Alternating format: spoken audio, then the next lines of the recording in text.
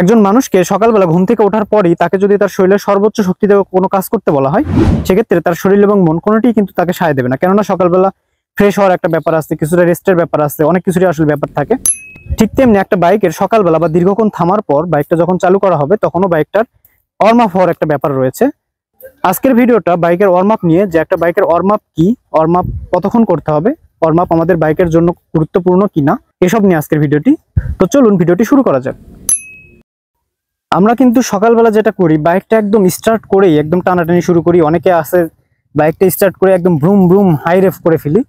তো এই কাজটি আসলে করা মোটেও উচিত না। সকালবেলা আসলে বাইকের ওয়ার্ম আপের একটা ব্যাপার থাকে। ওয়ার্ম আপটা আসলে দিনের প্রথম স্টার্টে করতে হয়, অর্থাৎ বাইকটাকে এরকম স্টার্ট করে রেখে কিছুক্ষণ আইডল রাখতে হবে। এর ফলে বাইকের ইঞ্জিনটা প্রপারভাবে কাজ করার জন্য আসলে আইডিয়াল টেম্পারেচারে পৌঁছাবে। বাইকের ইঞ্জিনের ভেতর যে কম্পোনেন্টসগুলো আছে, এগুলো আসলে প্রপারলি কাজ করার জন্য এগুলোকে আসলে কিছুক্ষণ টাইম দিতে হয়। পাশাপাশি বাইকের যে অয়েলগুলো আছে, এই অয়েলগুলো পুরো ইঞ্জিন জুড়ে সার্কুলেট হতে কিছুটা টাইম দিতে হয়। এগুলোকে আসলে ওয়ার্ম আপ বলা হয়ে থাকে। অনেক কিছুরই আসলে ওয়ার্ম আপ টাইম থাকে। ইঞ্জিনের ওয়ার্ম আপ টাইম আলাদা, আবার দেখা যাচ্ছে যে টায়ারের ওয়ার্ম আপ টাইম আলাদা। তো টায়ারের ওয়ার্ম আপ টাইম সেটা আমি ভিডিওতে এক্সপ্লেন করতেছি না, সেটা অন্যদিন অন্য কোনো ভিডিওতে ইনশাল্লাহ এক্সপ্লেন করবো। তো আজকে হচ্ছে বাইকের ইঞ্জিনের ওয়ার্ম আপ। এখন কোশ্চেন হচ্ছে, ওয়ার্ম আপ একটা বাইকের জন্য কতটা ইম্পর্টেন্ট? ওয়ার্ম আপ করার পিছনে কারণটা হচ্ছে, আমাদের বাইকের ভেতরের যে ইঞ্জিনের যে কম্পোনেন্টস আছে, ইঞ্জিনের এই কম্পোনেন্টস গুলো আসলে প্রপারলি কাজ করার জন্য বাইকের ওয়ার্ম আপ অত্যন্ত জরুরি। সাধারণত ইঞ্জিনের ভেতর সবকিছু যেহেতু মেটাল পার্ট, দ্যাটস ওয়াই কিন্তু এর ভেতরে সংকোচন প্রসারণ ঘটে, অনেক কিছুই ঘটে। তো এই জন্য আসলে ওয়ার্ম আপটা দরকার। তো মেইনলি ওয়ার্ম আপ দরকার হয় পিস্টনের জন্য। বাইকের ভেতর যে পিস্টন থাকে এবং পিস্টনের আশেপাশে যে সিলিন্ডার থাকে, এই পিস্টন এবং সিলিন্ডার এর মাঝে কিন্তু অনেক ক্ষুদ্র একটা গ্যাপ থাকে। বাইকের ইঞ্জিনের তাপমাত্রা যখন কম থাকে, তখন আসলে পিস্টন এবং সিলিন্ডারের মাঝের যে ক্লিয়ারেন্স আছে, এটা আসলে অপটিমাল ক্লিয়ারেন্স বা প্রপার যে ক্লিয়ারেন্সটুকু দরকার, এটা আসলে অ্যাচিভ করতে পারে না বা এটা অর্জন করতে পারে না। তো এই অপটিমাল ক্লিয়ারেন্স আসার জন্য আসলে ওয়ার্ম আপটা দরকার।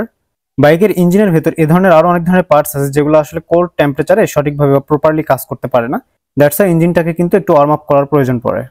তো এ তো গেল জাস্ট ইঞ্জিনের ভেতরের কম্পোনেন্টসের দিক। এছাড়াও আরেকটি দিক আছে, সেটা হচ্ছে বাইকের ইঞ্জিনের ভেতর যে ইঞ্জিন অয়েলগুলো আছে, দীর্ঘক্ষণ বাইকটা অফ থাকার কারণে বা সারা রাত বাইকটা অফ থাকার কারণে ইঞ্জিন অয়েলগুলো কিন্তু একটু কোল্ড অবস্থায় থাকে। ইঞ্জিন অয়েলগুলোকে সঠিক টেম্পারেচারে আসতে বা ইঞ্জিন অয়েলগুলো প্রপারলি আসলে কাজ করা শুরু করে একটা নির্দিষ্ট টেম্পারেচারে আসলে। তো এই ইঞ্জিন অয়েলগুলা বাইকের ইঞ্জিনের সকল কম্পোনেন্টসে সার্কুলেটেড হতে বা লুব্রিকেন্টস হতে কিছুটা টাইম দরকার হয়। পাশাপাশি ইঞ্জিন অয়েলটাকে প্রপার টেম্পারেচারে আসতে কিছুটা টাইম দরকার হয়। তো এটার জন্য আসলে বাইকটার ওয়ার্ম আপ করা অবশ্যই জরুরি। আরেকটি বিষয়, সেটা হচ্ছে বাইকটা এরকম আইডল আরপিএম এ আপনি কিছুক্ষণ ওয়ার্ম আপ করছেন, তার মানে এই না যে আপনি একদম হার্শ রাইডিং করবেন। বাইকটা ওয়ার্ম আপ করার পরে অন্তত আমাদের 2 থেকে 3 কিলোমিটার জেন্টল রাইড করতে হবে। অর্থাৎ শুরুতে একেবারে হাই আরপিএম এ বাইক চালানো যাবে না। শুরুর দিকে অনেক জেন্টলি বা গ্র্যাজুয়ালি আমাদের আরপিএমটা ইনক্রিজ করতে হবে, তাহলে কিন্তু আমাদের বাইকের ইঞ্জিনটা ভালো থাকবে। তো এখন কোশ্চেন হচ্ছে, কোন বাইকে কতক্ষণ ওয়ার্ম আপ করবেন? বাইকটা সাধারণত দুই ধরনের ফুয়েল সিস্টেমে আসে, একটা হচ্ছে এফআই আর একটা হচ্ছে কার্বুরেটর। এফআই বাইকে আসলে ইসিইউ থাকে, এটা অনেক আপডেটেড একটা টেকনোলজি। এর ফলে এফআই বাইকটাকে বেশিক্ষণ ধরে ওয়ার্ম আপ করার কোনো প্রয়োজন নেই। আপনার বাইকটা যদি এফআই ইঞ্জিনের হয়ে থাকে, তাহলে আপনার 1 মিনিটই এনাফ।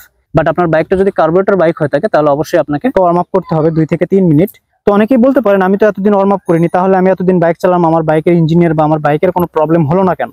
তাদেরকে বলবো, আপনার বাইকের যখন ইঞ্জিনের প্রবলেমটা হবে, তখন কিন্তু মেকানিকও আপনাকে বলবেন না যে এটা আসলে ওয়ার্ম আপ না করার কারণে আপনার এই ক্ষয়টা হয়েছে বা এই প্রবলেমটা হয়েছে। আর আপনি নিজেও কিন্তু বুঝবেন না যে ওয়ার্ম আপ না করার জন্য আমার ইঞ্জিনের এই প্রবলেমটা হয়েছে। যদিও এটা অনেক লেন্দি প্রসেস, এটা আসলে একবারে দেখা দেয় না, ধীরে ধীরে বা অনেকদিন পরে এই সমস্যাটা দেখা দেয়। তো ওয়ার্ম আপ করার টাইমটুকু আসলে বোরিং লাগতে পারে, যে সকালবেলা বাইকটা স্টার্ট করে এতক্ষণ বসে থাকবো, এই টাইমটা কিন্তু আমাদের বোরিং স্পেন্ড করা হবে। তো এই কাজটি সহজ করতে আমরা যেটা করতে পারি, সেটা হচ্ছে বাইকটা এরকম ডাবল স্ট্যান্ডে স্টার্ট করে রেখে আমরা কিন্তু হেলমেট পরতে পারি, হ্যান্ড গ্লাভস পরতে পারি, তারপর আমাদের আনুষঙ্গিক কয়েক সেকেন্ডের কোনো কাজ থাকলে সেগুলো সারতে পারি। এই ফাঁকে আমাদের বাইকের ওয়ার্ম আপটাও হয়ে যাবে, আমাদের হাতের কাজগুলো সারা হয়ে গেল। তো এইভাবে প্রতিদিন ওয়ার্ম আপ করে বাইক রাইডিং স্টার্ট করলে আমাদের বাইকের ইঞ্জিনের ভেতরে যে কম্পোনেন্টসগুলো থাকে, এগুলো ভালো থাকবে এবং আমাদের বাইকটা সকালবেলা প্রপারলি কাজ করার জন্য যথেষ্ট স্ট্রেংথ পাবে। তো এই ছিল বাইকের ওয়ার্ম আপ ব্যাপারে খুঁটিনাটি একটা ভিডিও। দেখা হবে পরবর্তী কোনো ভিডিওতে। Till then stay tuned, be happy. আল্লাহ হাফেজ, আসসালামু আলাইকুম।